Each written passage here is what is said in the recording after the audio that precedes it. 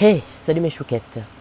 Désolé pour ce teint de cadavre, pour ce premier numéro de Parlons littérature, hein. Ça fait 2 nuits blanches que je me tape et j'ai vraiment un teint cireux de Maccabée, c'est génial.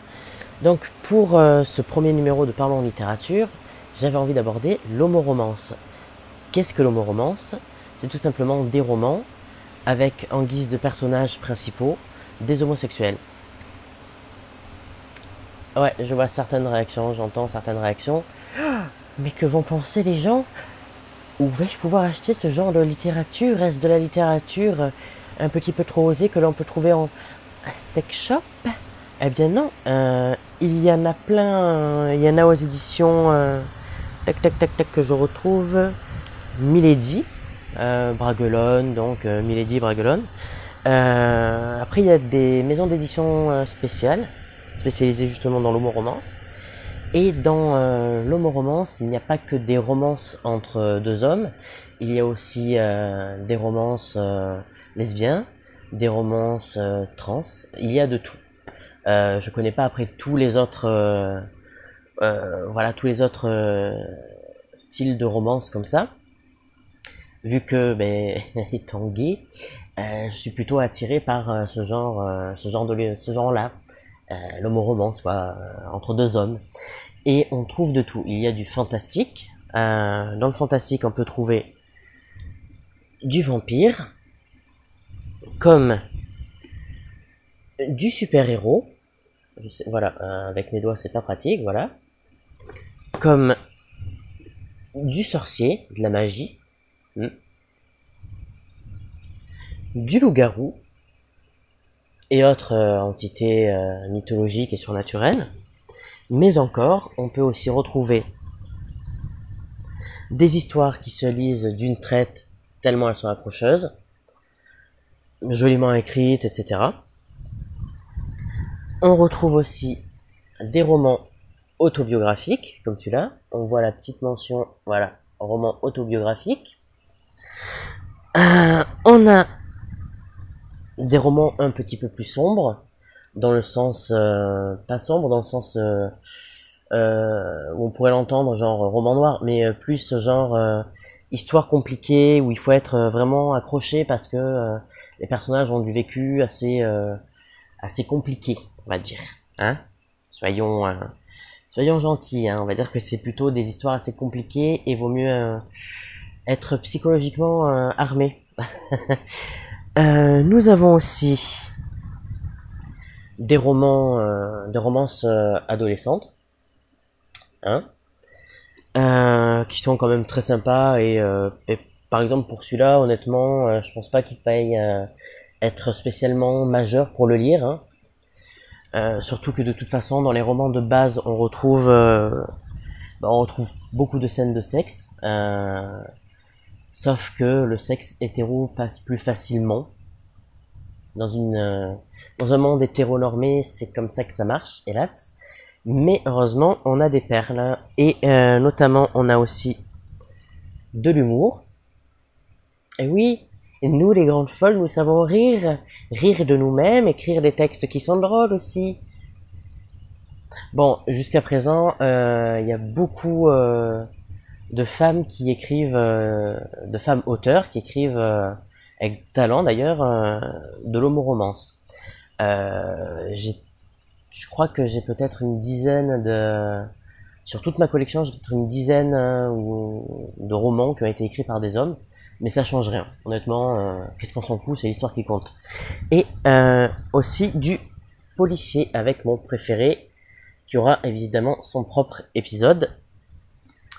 Donc tout simplement, c'est des romans quelconques, comme vous avez vu, il y a du fantastique, il y a du contemporain, il y a même de l'historique, mais j'en ai pas, je suis pas très roman historique.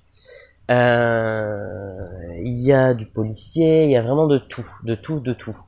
Après, il y a dans l'homoromance en tant que tel, il y a d'autres catégories, notamment tout ce qui va être BDSM et compagnie, ce qui est c'est pas ma tasse de thé, on va dire. J'en ai lu un que j'ai gagné un concours, je l'ai lu parce que bon, ça fait plaisir, et puis l'univers est intéressant, mais donc je suis pas quelqu'un de facilement choquable, mais certaines scènes m'ont un petit peu choqué, je ne les dirai pas.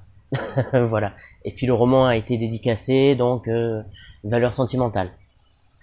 Mais c'est vraiment des romans banals. Enfin, je veux dire, il n'y a pas plus de cul que dans certains romans comme par exemple, je sais pas si vous connaissez La Communauté du Sud, la série de romans qui a donné qui a inspiré la série True Blood, où en fait c'est la même chose, sauf que là c'est entre deux hommes, ou dans d'autres catégories entre deux femmes.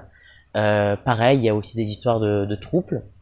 Pour ceux qui savent pas, un trouble, c'est un couple à trois. Il y a plein de variantes. Il y a aussi, que je dise pas de conneries, dans la collection, je regarde en même temps à côté, hein, dans la collection, désolé. Ah, sort, putain. Alors, voilà, dans la collection Bestiaire amoureux, il y a plusieurs tomes différentes histoires. Il y a aussi des personnages, notamment une pixie qui est non binaire. Donc l'écriture, ça a été un petit peu compliqué pour moi à lire. J'ai rien contre les non binaires, mais c'est juste, j'ai pas l'habitude en fait de lire du non genré. Voilà. Après au bout de un chapitre ou deux, c'est bon, tu t'y fais. En plus, le personnage est plutôt sympathique. J'espère que plus tard, parce qu'il réapparaît, mais ça j'en parlerai quand je ferai une vidéo sur cette série-là, du bestiaire amoureux, réapparaît, et j'espère que peut-être plus tard aura son histoire d'amour. Donc voilà, nous avons de tout. Il y a même un roman, je ne l'ai pas. Je suis pas arrivé à me le fournir, hein, il était en rupture de stock. Il y a même un roman sur la sexualité. Ce qui est rare. Honnêtement, c'est le tout premier sur lequel je suis tombé. Je n'ai pas le titre, je l'ai sur ma liste Amazon. Je regarderai plus tard pour pouvoir éventuellement en parler quand j'aurai acheté. Mais voilà, c'est vraiment des romans qui sont par contre en librairie assez durs à mettre la main dessus. Alors pour certains qui sont publiés par exemple chez Milady, on a peut-être plus de chances de les trouver vu que Milady publie plutôt, c'est pas un jugement, mais publie plutôt du beat lit. Désolé pour la prononciation qui est dégueulasse, hein, qui sont des romans qui parlent vraiment de sexe, quoi. Mais les romans que j'ai quand même sont plus soft. Oui, car j'ai aussi du roman hétéro beat lit, une série dont je parlerai, mais c'est normal que ça parle de cul vu que ça parle de succube. Enfin bref, je close ce sujet-là sur ce roman spécifique, mais vraiment vous avez de tout. Après c'est au coup de cœur. Si vous aimez les romans historiques, choisissez des romans historiques. Si vous avez plus d'affinité avec tout ce qui va être mythologie, choisissez plutôt des romans qui vont parler de mythologie. Si vous aimez les romans humoristiques, choisissez des romans des auteurs humoristiques comme par exemple Roméo et Jules de Stuart Evans. Si vous aimez les romans qui ne sont pas très longs, et c'est pas une mauvaise chose, hein, c'est pas une critique, qui sont pas très longs mais qui ont un contenu très intéressant et très riche. Voilà, par exemple celui-là, Mon joli monstre de Pafarouche, qui fait, si je dis pas de conneries, conneries, qui fait tac 190 pages. Mais tu es à fond dans l'histoire, vraiment. De toute façon, tous les romans que j'étais à fond dans les histoires. Il y a beaucoup de personnages auxquels tu t'attaches, tu peux t'identifier, etc. En tout cas quand tu es homosexuel. Mais même, il y a un énorme public féminin qui lit de l'homo-romance, et c'est très bien. Mais je trouve que question représentation, pour revenir justement sur la représentation en librairie, c'est assez dur d'accès. Comme j'ai dit, à part Milady, où on peut en trouver plus ou moins facilement. J'ai eu énormément de chance de Milady d'ailleurs, pour ainsi battre les cœurs amoureux de Lily Haim, mais c'était le seul qu'il y avait à l'espace culturel de Leclerc. Le seul. Impossible d'en trouver d'autres. Les vendeurs ne savaient pas. C'est pas leur faute. Je pense pas que tout le monde leur demande ce genre de roman. Donc c'est pour ça que je préfère me fournir sur Amazon où c'est plus facile. Alors, certes, ça a un coût. Mais vous pouvez l'avoir en moins cher, en format dématérialisé, en format Kindle, je crois qu'on dit. Dans les 2,99€, quelque chose comme ça. Après, il y a des promotions intéressantes. Voilà. Il y en a pour tous les goûts, vraiment. Du fantastique, du policier, du roman plus sombre, de l'amourette adolescent, de l'humour, des trucs un petit peu plus prononcés quand même, un petit peu plus rentre dedans quoi. Mais voilà, c'est plutôt pour un public averti, disons ouvert d'esprit, des gens ouverts d'esprit, des gens pas forcément des homos. Je dirais que ça s'adresse aussi quand même, vu que c'est des romans, ça s'adresse aussi à un public hétéro. Et c'est dommage qu'il n'y ait pas assez d'hommes, en tout cas hétérosexuels, qui assument, je dis assume parce que c'est un petit peu le cas, qui assument de lire de l'homoromance parce que ça reste du roman, ça reste du fictif, c'est par exemple pour celui-là, guide de séduction en terrain hostile, de bestiaire amoureux, ça parle de fées, de loups-garous, donc c'est du fantastique. Il y a par exemple voilà dans de Victoria Sue, Héros, le premier tome, Unité d'élite, ça parle de surhomme, c'est un petit peu l'équivalent roman de je sais pas si la comparaison est bonne, mais de Marvel, voilà. C'est très bien écrit, c'est vachement intéressant. Par contre, ce qui est dommage, c'est que ça sort, ça prend du temps à sortir.